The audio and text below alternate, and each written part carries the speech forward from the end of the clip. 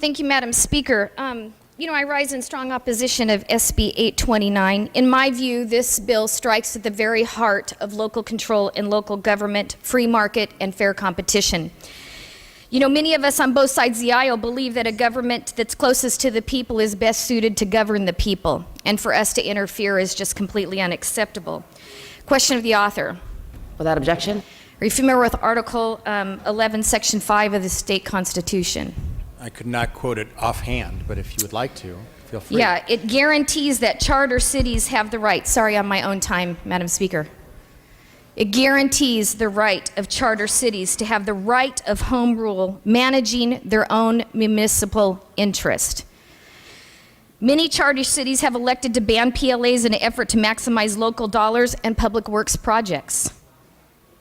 In fact, many of those bans are voted on by the people that are in those cities, and it's their right within those local governments to be able to vote at the ballot box and be able to vote in favor or not in favor of issues that they believe that affect their city. With this bill, we're forcing these cities to incur extra costs in carrying out these plans. Communities decide that charter cities are guaranteed extensive powers over municipal affairs in our state constitution. Again, our state constitution.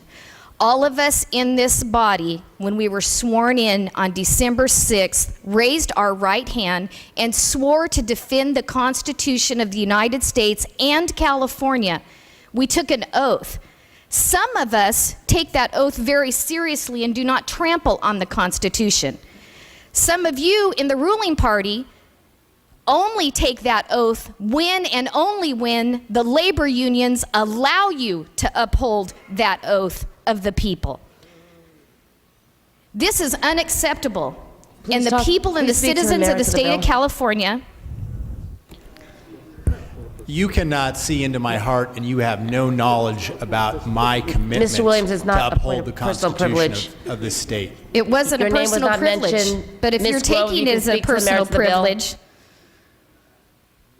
it wasn't a personal privilege to you, Mr. Williams, but if you're accepting that as a personal privilege and accepting the responsibility of violating the Constitution in order to support the labor unions, then that's your choice.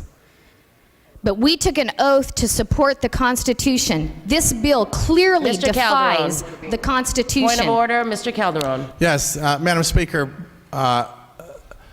my colleague should confine her comments to the merits of the bill. If she wants to question the integrity of any member that carries a bill or votes for a bill, it's out of order.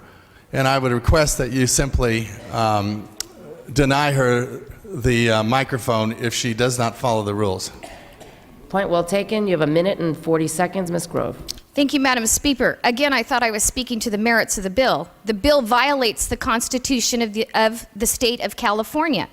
If you vote for the bill, you are violating your oath of office to uphold the state constitution and a violation of the citizens of the state of California.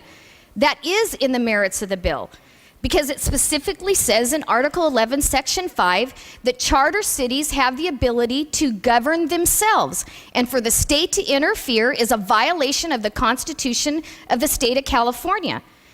And that only promotes the benefits of labor unions. And to vote for that is unacceptable. Mr. Calderon. Cut her off. If she's gonna continue to talk about, it's okay she wants to talk about we're not carrying out our constitutional responsibilities. It's okay if she wants to talk about that we swore to uphold the Constitution and that we're not doing it here. I think that's appropriate debate. But then to say why she believes we're doing it, then questions the integrity of any member in this House that supports the bill on some basis other than the merits, and that's not addressing the merits. Mr. Hagman. Madam Speaker, point of order. The member has a right for speech. She is talking to the merits of the case. Her argument is going toward whether or not this bill may be constitutional, which is validated by the fact that this has been upheld out of constitutionality in 2 lower courts so far and sitting in front of the Supreme Court. So I would argue that she has the right to remain to her minute left of speaking, and that no member has the right to judge whether or not this is out of the order of the bill when it's talking specifically about the bill.